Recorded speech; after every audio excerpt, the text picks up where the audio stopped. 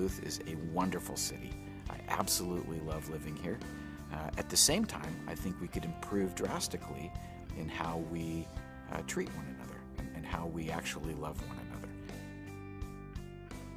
Jesus' command to love one another fits in perfectly here, because that's how we're really supposed to be interacting with each other. To love God and then to literally love our neighbor. And I think sometimes we can think about that in a kind of a global context, like how do we change the world? But I think what's really cool about this is it's organic enough where I start changing the world by crossing the street.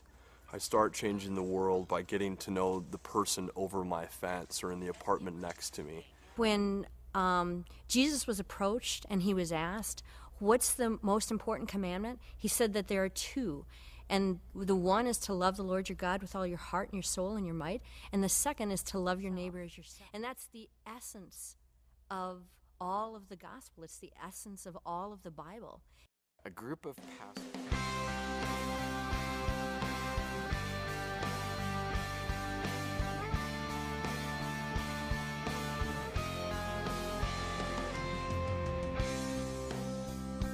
I think Duluth is a wonderful city. I absolutely love living here. At the same time, I think we could improve drastically in how we treat one another and how we actually love one another. Jesus' command to love one another fits in perfectly here, because that's how we're really supposed to be interacting with each other. To love God and then to literally love our neighbor. And I think sometimes we can think about that in a kind of a global context, like how do we change the world? But I think what's really cool about this is it's organic enough where I start changing the world by crossing the street. I start changing the world by getting to know the person over my fence or in the apartment next to me. When Jesus was approached and he was asked, what's the most important commandment? He said that there are two. And the one is to love the Lord your God with all your heart and your soul and your might. And the second is to love your neighbor as yourself. And that's the essence of all of the gospel. It's the essence of all of the Bible. A group of pastors began to meet together to talk about what it would look like to work together in unity, to kind of have our churches participate with one another in making a very positive and influence in our community. When we got to this idea in particular of neighboring, it was, I think for me and I think for a number of us, it was one of those God moments where there wasn't a whole lot of, I need to think about this. It was a whole lot of, oh my goodness, yes, this is it. So originally it was a group of 6 to 8 pastors who got together and we were praying and thinking about this. Then one of the next steps that we took was we called up our mayor and we sent him some of our ideas, and then eventually we got together and had a little talk with him and just said, what do you think of this idea? Loving your neighbor is kind of looking beyond any sort of differences that you may have, and loving the person versus those annoyances or those things that divide us, or the property lines, or these other issues. And when you come to a relationship just saying, I want to respect you and I want to love you just as a person, and then setting aside all the things that may otherwise divide us, let's find those commonalities. And living in the same neighborhood and experiencing some of those things is a great commonality to start from. We can get caught up in a lot of theories about who is my neighbor and what is my ministry and where is my sphere of influence, but here's the deal. Every day I come home to the same place. Geographically, I've got needs that are I don't even have to get my car to get to. They're right there. And so my neighbor starts with those that are right in my path. And man, that's my neighbor.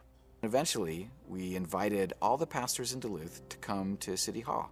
And the mayor shared some thoughts, we as pastors. Week number 2 in our series, The Art of Neighboring. And last week we heard about Arvada, Colorado, and some of the incredible things that God has been doing there, and how fun this week to hear about what's happening in the neighborhoods of our neighbors to the north in Duluth.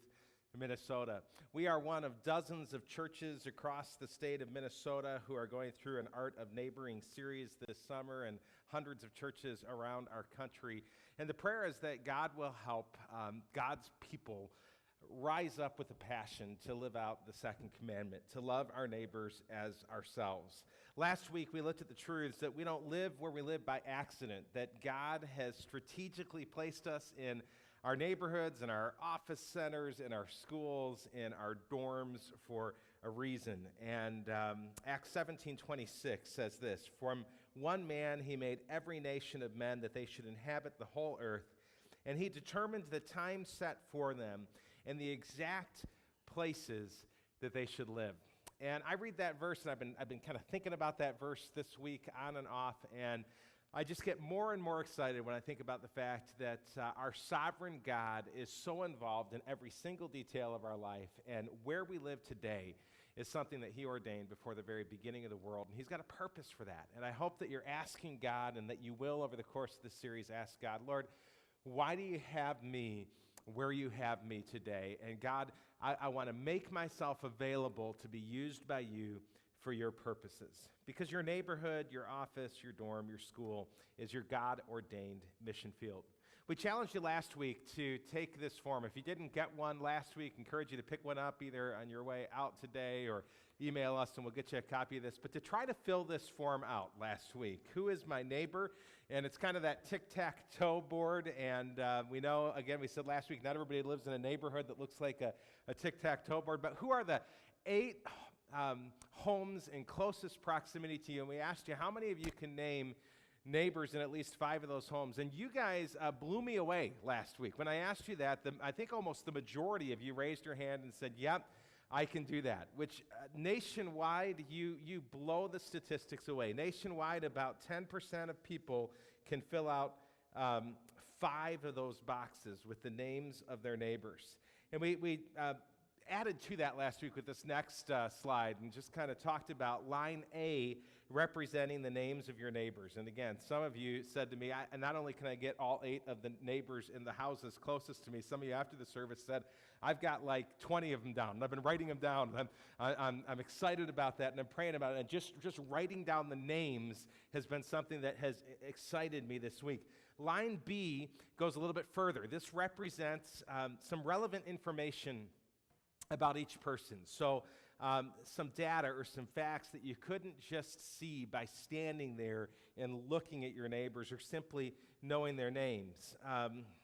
This would mean that you've spoken to that person once or twice and you've found out maybe some surface information about them. And when you take the chart to that level nationally, only about 3% of the people who fill out that chart can fill out lines A and line B for everybody on that chart in their neighborhood.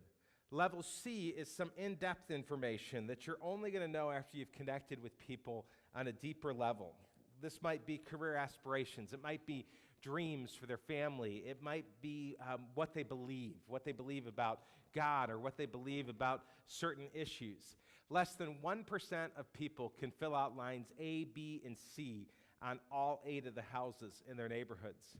And so we encouraged you last week to take some baby steps, to take this chart and to do your best to try to fill it in a little bit more this week than you were able to have it last Sunday. Did anybody here meet anybody new this week in their neighborhood? Anybody do it?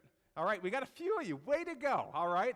The rest of you either know everybody in your neighborhood, or you said, I don't really care about getting to know my neighbors, or I'm scared, or I'm afraid, or I don't have time, or there was something else that was there that stopped you.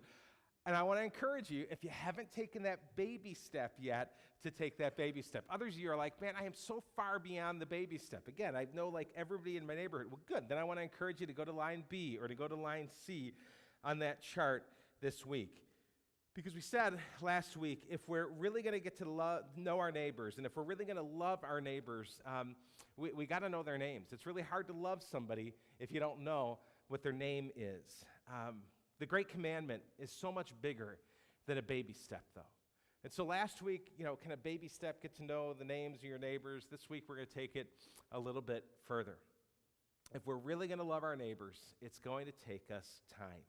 We've got to create space in our lives to build relationships with those who live near us. And already, with me saying that, some of you are bristling because you say, where am I supposed to find the time for that? I already live an incredibly busy life. I want to suggest this morning that the biggest obstacle to taking the Great Commandment seriously in our day and age is time. Most Americans will tell you that time is their most precious commodity. We have these disposable commodities that are going away quickly for most of us, and that's time and it's energy and it's finances. And many would say, time is the most precious of all. It seems like there's never enough time in the day. When the first personal computer was invented years ago, there were all sorts of predictions that came out that when personal computing became a thing that was adopted by most Americans, it would revolutionize our work week, and we would move from a society that's working 40, 50-hour a week jobs to a society that worked a 20-hour work week. And that hasn't happened, has it? I mean, most of us know that the invention of the supercomputer and everything that's come past that has radically changed our work weeks, but it hasn't made our work weeks smaller. In fact, what it's done is it has made us more accessible than ever. Add to that cell phones and email and social media, and many of us live these lives where we are accessible 24/7. A May 2017 CNBC article said this: recent data indicates that the average typical American worker is no longer adhering to an 8-hour workday. And some of you kind of chuckle at that and say, I've never adhered to an 8-hour workday. That's like a myth. I would love an 8-hour workday. According to the Bureau of Labor Statistics, the average American works 44 hours per week. Some of you are like, man, that would be nice. That's 8.8 hours a day. A 2014 National Gallup poll put the average number at 47 hours per week, or 9.4 hours a day, with many saying that they work 50 hours a week. In demanding, competitive industries like tech and finance, professionals work in excess of 60 hours a week as a rule and are available constantly by smartphone. A recent Bloomberg Businessweek story highlighted American factories where employees work upwards of 12 hours a day, 6 or 7 days a week. Americans are working more than ever before and taking less time off. We're busy. Time is a precious commodity. Busyness and hurry, I want to suggest, are great enemies of spiritual life in our day. If you feel like you never have time, let's be honest. It can be really difficult to make time for our walk with Christ. It can be really difficult to make time for walking in community with our brothers and sisters in Christ. It can be really difficult to even find the time to carve out to be a decent spouse or a decent dad or a decent mom. And it can be very difficult to find time to love our neighbor.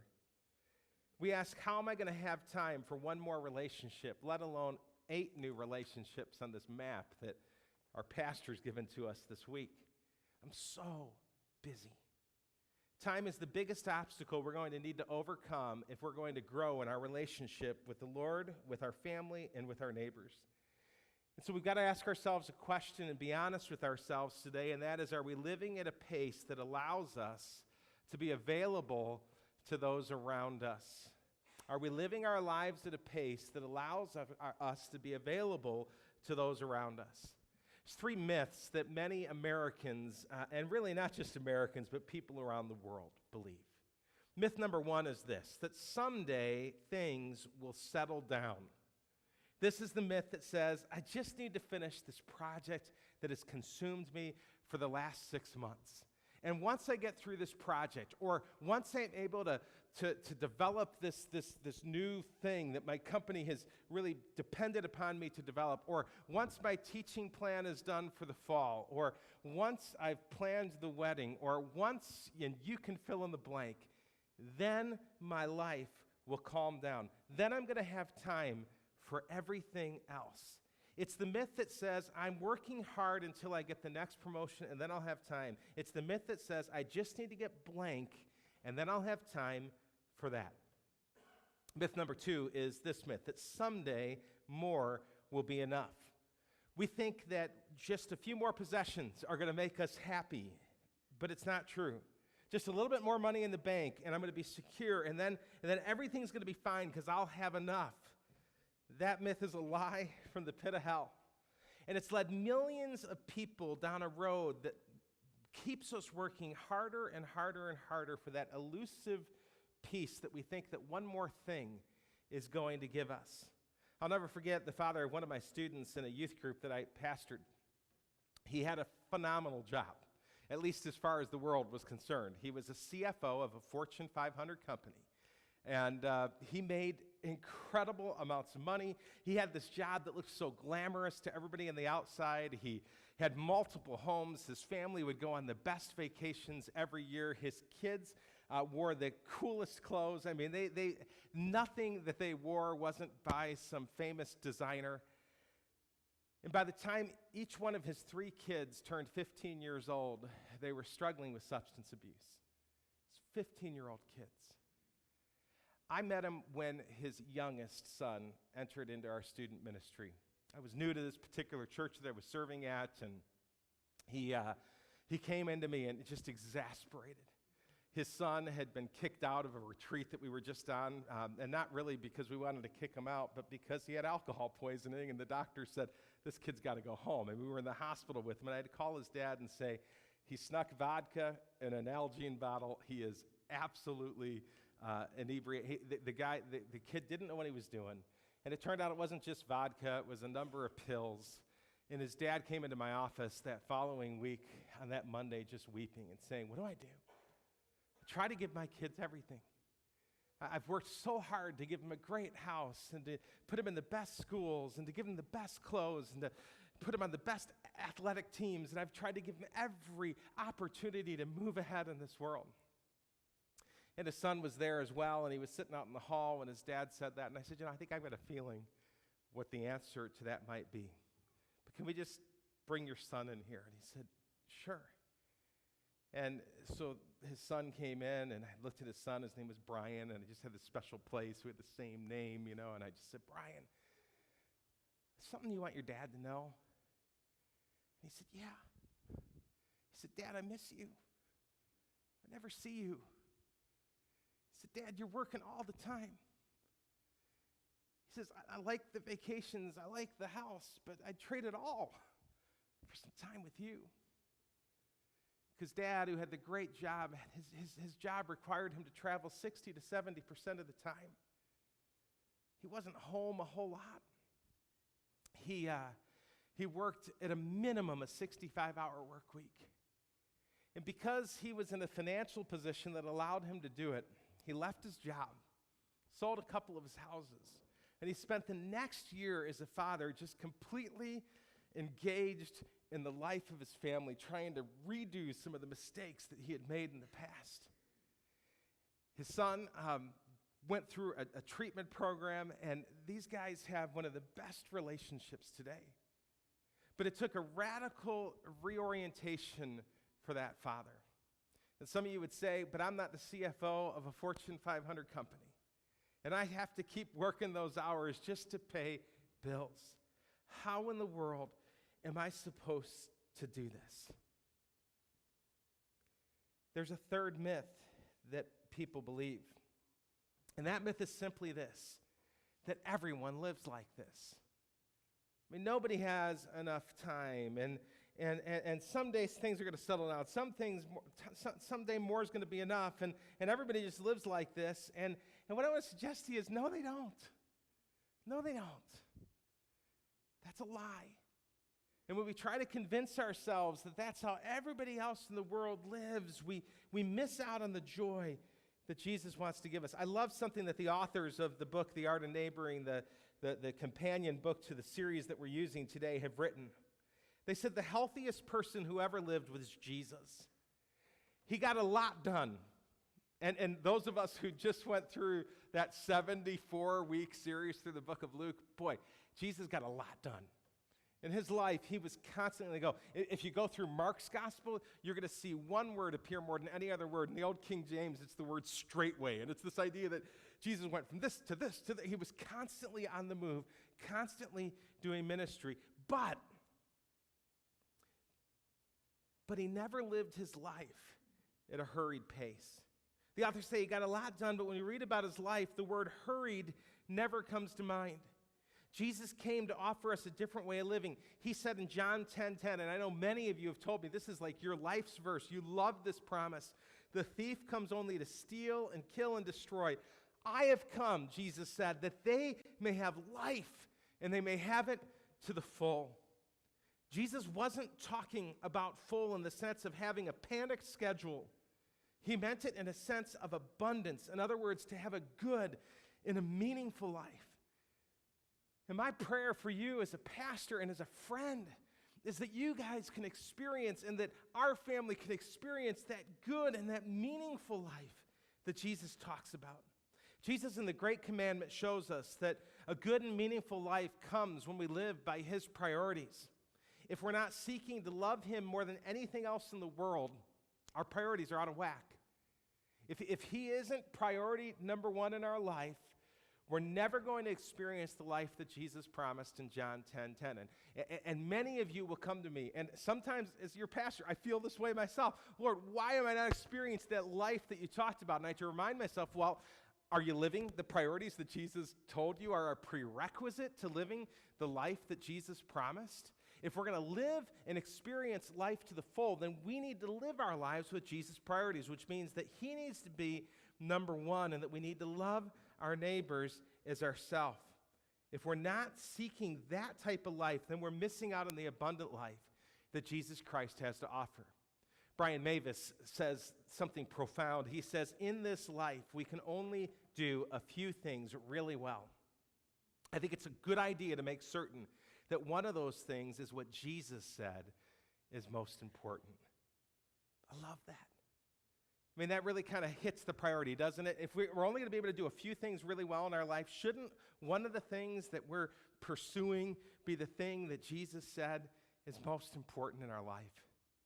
I mean, that's what it means to be a Christ follower. For the past several years, Psalm 90, verse 12, has been a Bible verse that is continually before me. I think the first time I preached in this verse was several years ago. We did a series here called Mist Stories, and it was about our life as a mist.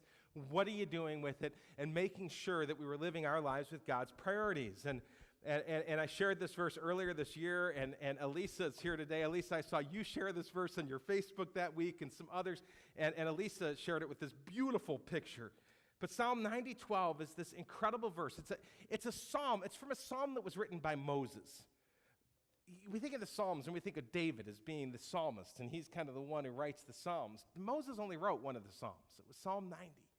Moses was this incredible leader. He grew up in the palace. He grew up as a Hebrew in the palace of Pharaoh, who kept the Hebrews in bondage and slavery. And you know the story of Moses. God kind of called him out of there, and he sees a Hebrew slave being beaten, and he kills the person who's beating the slave, and now he's living his life on the run, and for 40 years he goes away and hides in the wilderness, and God calls him back. He has this experience with the burning bush, and he comes back, and he goes back to Pharaoh, and he says, "Let my people go." And he has to do it over and over again, and the Lord sends plagues with it.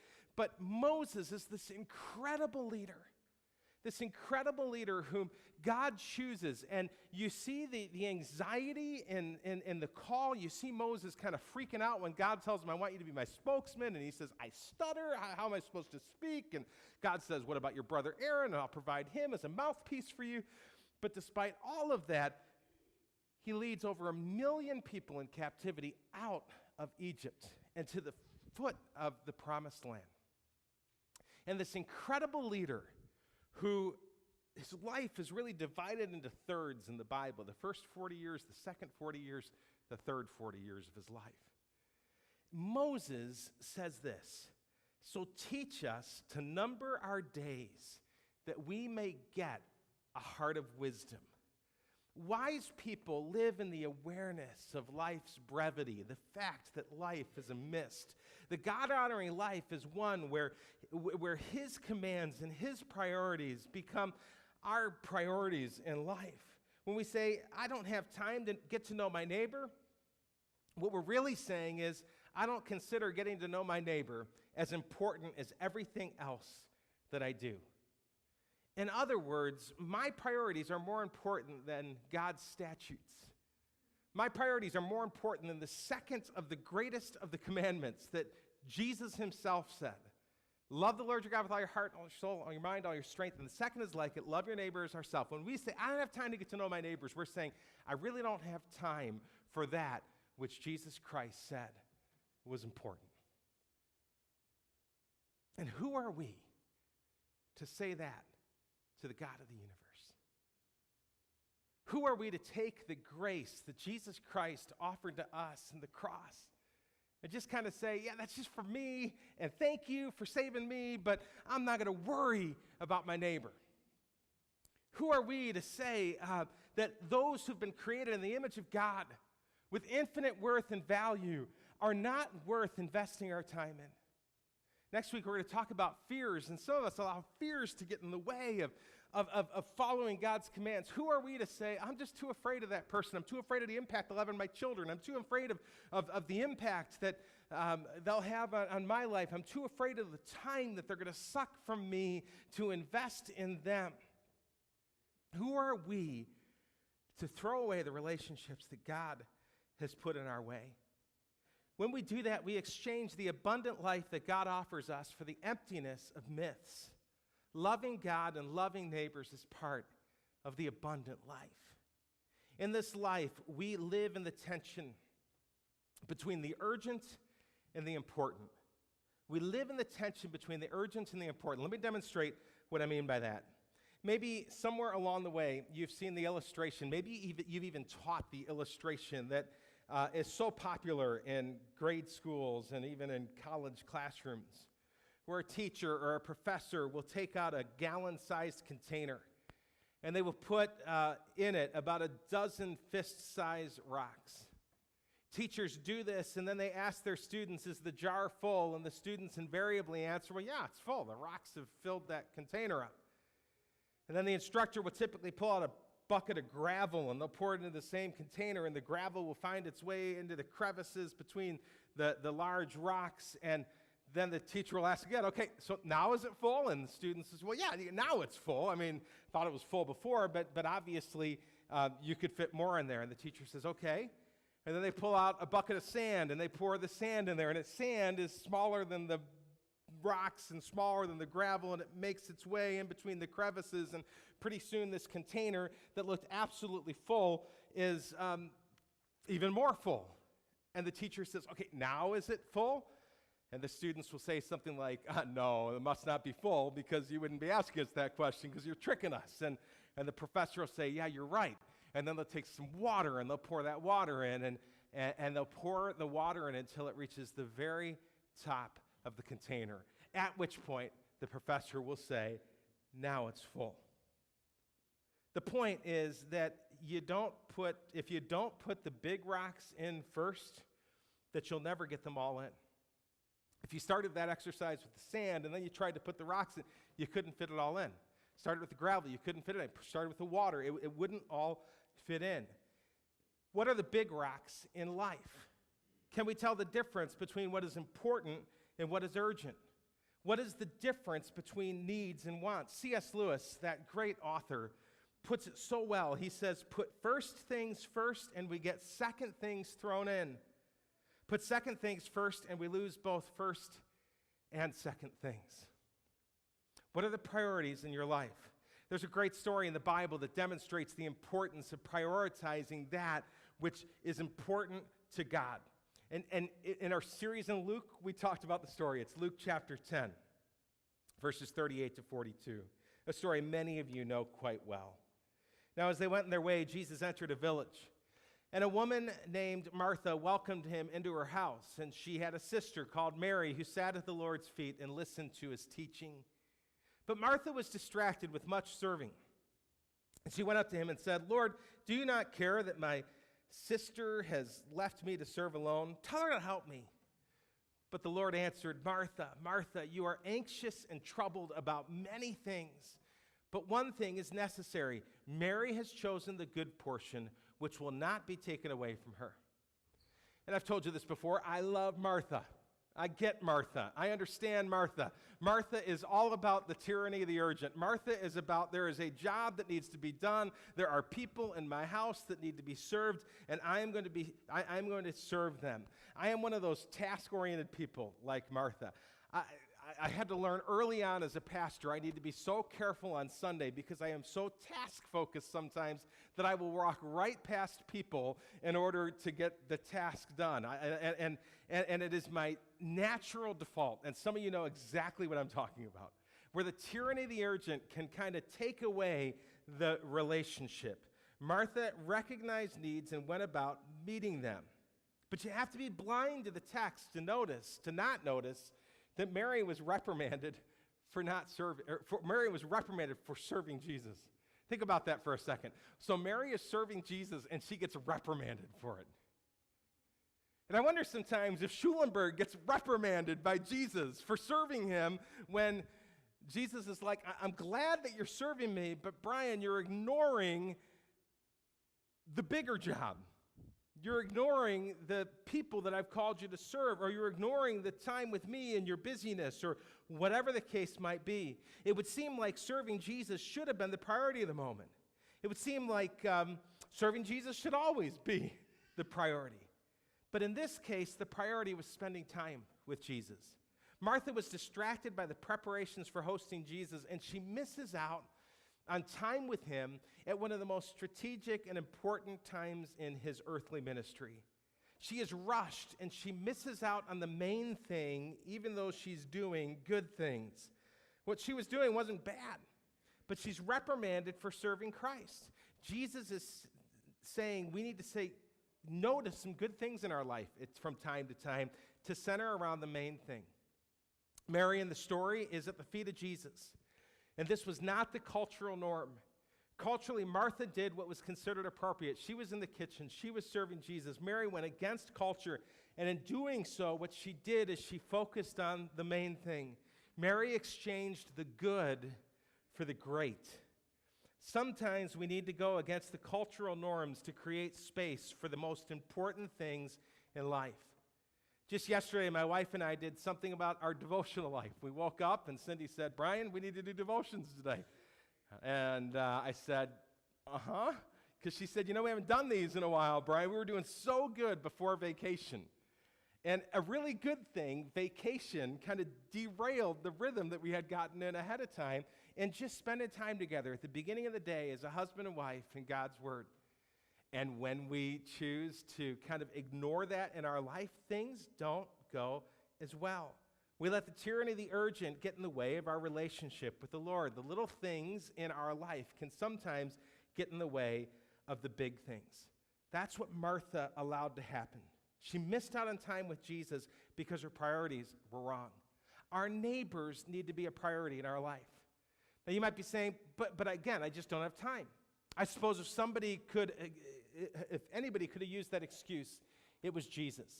If anybody could have used the excuse, I just don't have time to minister to the people that are in my path, it was Jesus himself. But our last story from the Bible today shows that Jesus refuses to use that excuse. Look at Mark chapter 5. And we're just going to read the story and then just a couple of comments on it. And when Jesus had crossed again in the boat to the other side, a great crowd gathered around him, and he was beside the sea. Then came one of the rulers of the synagogue, Jairus by name, and seeing him, he fell at his feet and implored him earnestly, "My little daughter is at the point of death. Come and lay your hands on her so that she may be well and live." And he went with him. And a crowd followed him and thronged about him. And there was a woman who had a discharge of blood for 12 years, and who had suffered much under many physicians, and had spent all that she had, and was no better, but rather grew worse. She had heard reports about Jesus and came up behind him in the crowd and touched his garment. For she said, "If I touch even his garments, I will be made well." And immediately the flow of blood dried up, and she felt in her body that she was healed of her disease. And Jesus, perceiving in himself that power had gone out from him, immediately turned to the crowd and said, "Who touched my garments?" And his disciples said to him, "You see the crowd pressing around you, and yet you say, 'Who touched me?'" And he looked around to see who had done it. But the woman, knowing what had happened to her, came in fear and trembling and fell down before him and told the whole truth. And he said to her, "Daughter, your faith has made you well. Go in peace and be healed of your disease." While he was still speaking, there came from the ruler's house some who said, "Your daughter is dead. Why trouble the teacher any further?" But overhearing what they said, Jesus said to the ruler in the synagogue, "Do not fear, only believe." And he allowed no one to follow him except Peter and James and John, the brother of James. They came to the house of the ruler of the synagogue, and Jesus saw a commotion, people weeping and wailing loudly.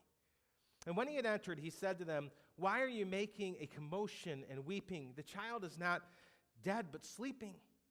And they laughed at him. But he put them all outside and took the child's father and mother and those who were with him and went in where the girl was. Taking her by the hand, he said to her, "Talitha kumi," which means, "Little girl, I say to you, arise." And immediately the girl got up and began walking, for she was 12 years of age. And they were immediately overcome with amazement. And he strictly charged them that no one should know this and told them to give her something to eat. Well, I could teach on this for a long time, and there's a lot of questions that come up in this story, but just really a couple almost parenthetical thoughts in the story. Number one is simply this, that Jesus got a lot done, but his life was never hurried. He had time for people and conversations. Jesus had time in his life for interruptions. And you can't read that story and not see that truth about Jesus. So my question to you today is this: do you have time for interruptions in your life?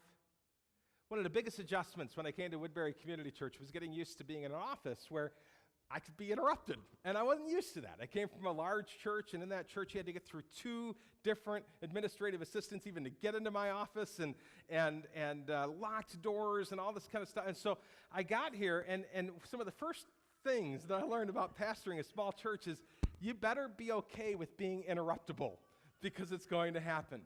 And I'd love to say I had a great attitude about that the first few years, but I didn't. I didn't like getting interrupted when I was in the middle of preparing a message, or I was in the middle of an email, or I was in the middle of doing something else. And I've learned not only to be okay with that, but to embrace and to love that, because that's what Jesus was. Jesus was somebody who was interruptible. Jesus was somebody who was able to put aside what looked like the really important agenda for the work of people. Eventually, we need to learn to live with the truth that love means I have time for interruptions in my life. Love means that I've got to have time for interruptions in my life. John Ortberg is one of my favorite authors in the world. Great pastor in California. And he's written this: love and hurry are fundamentally incompatible. Love always takes time, and time is the one thing hurried people don't have. I got a call yesterday from a young man that I mentor, and he was a little bit shaken up because of some things that he'd seen a Christian brother put online, that he just said, I emailed my brother. I said, I need to get together with you. I want to talk to you about kind of some of what I'm seeing online. And he says, do you have any advice for me? And my advice for him was simply this: if you love him, you'll give him the time to tell his story.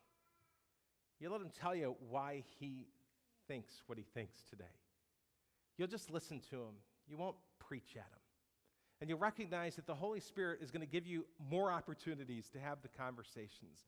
But this is an opportunity for you to just love him, to listen to him, and take the time to do that. And that's something that many of us struggle with. Love always takes time. If you're living a hurried life, then again, we need to learn to slay this dragon of time in our life. We need to learn to bring it under control. We need to learn to bring it under the cross. We need to learn to allow God to be the one who controls our time more than even us. So let's make today personal. Number one, let's make the main thing the main thing. Remember the illustration of the rocks? Let's make sure that we're starting with the big things in our life. Let's make sure that the main thing, that we love the Lord our God with all of our heart, soul, mind, and strength, is the first rock that we put in that jar. That the second rock that we put in that jar is that we would love our neighbor as ourselves. that we mentioned the third rock too, the Great Commission, that we would go into all the world and that we would make disciples. And we said last week, all of that is intrinsically woven together in the heart of God. And it ought to be woven together in the hearts of God's people. Second, eliminate time stealers. What are the things in your life that are getting in the way of you having time for that which is most important? Because the reality is there are people who are not living the myth. Remember we said that? That myth that everybody lives this way? No, everybody doesn't live out of control lives. People who have chosen to live above the out of control, crazy cycle that so many people in the world live in are people who have begun to eliminate the time stealers in their life. So here's some questions for you this morning. What are your television viewing habits?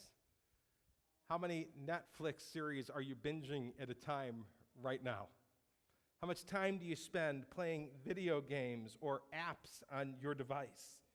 How much time are you surfing the web? How much time do you spend on social media every week? How much time are we spending on sports? How much time are we spending on work? How much time are we spending fishing or quilting or doing art or whatever that hobby or amusement might be? That is an okay thing in and of itself, but when out of control, can become a time stealer in our life. There's nothing intrinsically wrong with any of those things that I mentioned. But what is wrong with those things is when those things have us. And when they move from being something that we do in moderation to something that has become a thief in our life that stops us from having the time to love God and to love others.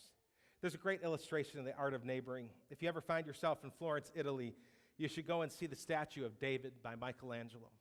If you do, you'll likely hear the guide tell an in-depth story about how Michelangelo took a piece of marble and he carved that masterpiece out of the marble.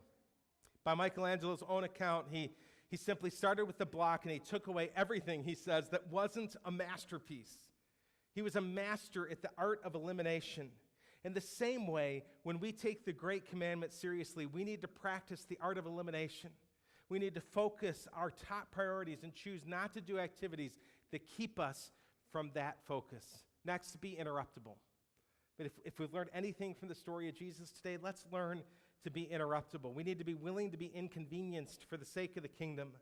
Some of the greatest moments of my life have come in recent years from what I perceived at the time to be an interruption, but instead was a divine appointment that God had ordained before the beginning of the universe for me. We were sitting outside of our house yesterday, and we got to practice a little bit of the art of neighboring unintentionally by spending some time at a garage sale that my daughter hosted at our house. She said, "Hey, Mom and Dad, can I come and sell some of my stuff? You've got a better house for a garage sale." We said, "Sure." And Friday, we kind of let her do that outside for most of the day. Saturday, we spent some time out there with her and had the most incredible, precious conversation with our next-door neighbors. And after a while, I'm a guy, and so I went inside, and so did the husband, and the wife said of our neighbor, said, "Hey, I just want to talk to Brianna." And she and Cindy and Brianna just spent another hour out there just talking. We need to be interruptible. We need to look for those moments. Next, I want to encourage you this week to try to do something similar. To spend at least 1 hour in your front yard or your common area this week and see what happens. And I don't want you to just kind of see what happens, like go out there and hope something happens. I want you to go out there this week, and I want you to go out there with prayer. To say, again, Holy Spirit, I pray that you would guide me, that you'd help me as I look at my neighborhood. Ask God to give you divine connections. Ask him for opportunities to grow in genuine love for your neighbor. That's what Kristen Schell did. I read her story in Christianity Today earlier this month. Listen to some of this article. 4 years ago, Kristen Schell ordered 2 picnic tables for a party. She was a reliable hostess in her Austin, Texas community, a thrower of book clubs and barbecues and neighborhood Bible studies. Schell had read Romans 12:13, "Take every opportunity to open your life and home to others," and she took Paul's words seriously. But all the planning and prepping was driving the mother of 4 crazy, and entertaining never seemed to yield the depth of community that she craved. Surely, quote, every opportunity didn't mean always. So what did the verse mean? When the Lowe's delivery man arrived with the tables, they dropped one in Shell's front yard. Before she had a chance to redirect them, Shell had an unorthodox thought. What if she left the table there, right next to the street, and she made a point to show up? With a splash of paint, specifically Sherwin-Williams Nifty Turquoise, Shell christened her creation. And she sat outside every morning praying. And as she did, she began to meet people that she'd lived next to for years. I started learning the difference between entertaining and hospitality, Shell said. Entertainment you can't do all the time. You can't do that at every opportunity. But hospitality, that's a way of life. It's not what we're doing, it's who we are. Since Shell started her experiment in her front yard living in 2013, the thousands of turquoise tables have sprouted all across the country, serving as an invitation to slow down and connect simply. Just earlier this month, this book, The Turquoise Table, came out that kind of is full of stories about what God has been doing in her Austin, Texas neighborhood. Now, many of you knew the Tapperson family when they lived here in Woodbury, and they were here this past month for a month's vacation back in Minnesota. And when Brian was here, I said, Brian, I read this article a few weeks ago in a magazine about this movement in Austin called the Turquoise Table. Have you heard of it? He says, I heard about it. It's all over the place. And so yesterday he sent me these pictures late at night. And he said, both of these houses are in my neighborhood. He said the only issue that he has with the turquoise table is there's a whole lot of turquoise tables in his neighborhood, but never anybody sitting at them. And so a lot of people who've kind of missed out on the point. See, the point is let's move from the backyard to the front yard and see what God does. See what opportunities will arise. Last two things for this week. Introduce yourself to people when you see them, or take the next step if you already know them. Remember those block maps that we've talked about? Again, pick them up on your way out if you don't have one. And evaluate where you're at with your neighbors. If you're at level A, pray that God will help you get to level B. Level B, pray that God will help you get to level C. Haven't reached level A yet, pray that God will help you do that. And finally, pray for God to give you the courage and the desire to make time to take the next step with those who live closest to you. So let me just tell you where we're going in the weeks ahead. Next week, we're going to talk about fear. Because if we're honest, that's the thing, the barrier that keeps many of us from getting to know our neighbors. All of the introverts in the room know what I'm talking about. It's a struggle. All of you who maybe are afraid because you live in a neighborhood where people don't look like you, or you live in a neighborhood that maybe it's a little bit of a tougher neighborhood, you know what I'm talking about. All of you who have had an issue with your neighbor arise in the past few months. Maybe you've had to call a police officer, or there's been some, you know what I'm talking about. So we're going to talk about fear next week, and then we're going to move from that to the real practical nitty-gritty. How do we share the gospel of Jesus Christ? When God gives us that opportunity, how do we do it? Now, here's what I want you to understand. The last thing today before we go. We don't meet our neighbors simply so that we can share the gospel with them. We meet our neighbors so we can love them. We can't ever share the gospel with somebody we don't love. The motivation for loving our neighbors is because it's what Jesus does. Loving our neighbors ought to compel us eventually, if God gives us the opportunity, to share the truth of the gospel. But that may take time. It is a Holy Spirit-driven moment.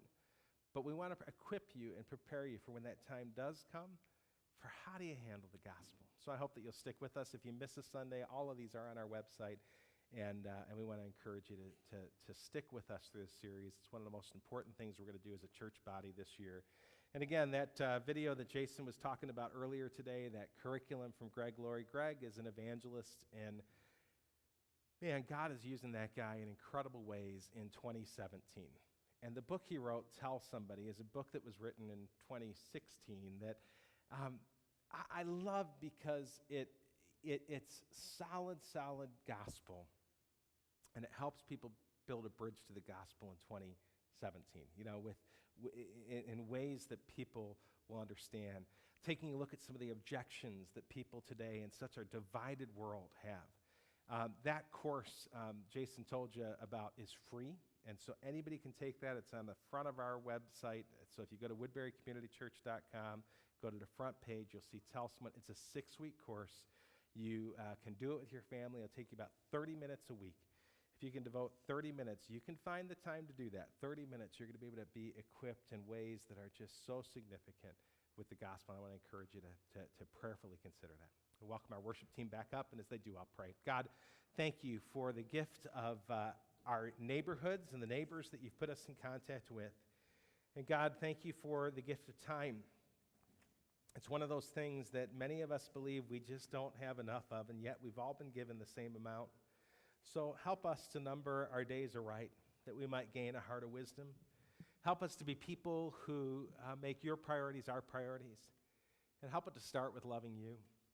Because, God, we can't love our neighbors the way that you've called us to genuinely love our neighbors if it's a priority that we put ahead of you. So, God, we want to love you with all of our heart, soul, mind, and strength. And then we want to love our neighbors as ourselves. God, help us to do that. And then help us to follow your great commission to go into all the world and to make more disciples for Jesus Christ. In Jesus' name we pray. Amen.